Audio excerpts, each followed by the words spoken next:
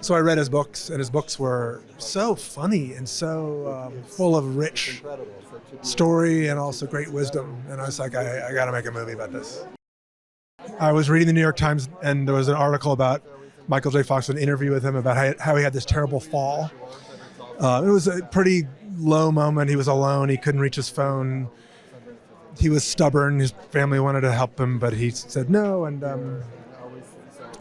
I found in his writing and the way he expressed this terrible moment to be so funny and human and light and no poor me, no violence.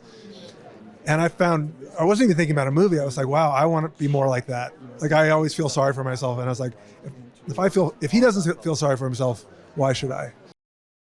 You know, that you could make a movie about someone with Parkinson's and make it like a sad, pitying movie. And we didn't want to do that.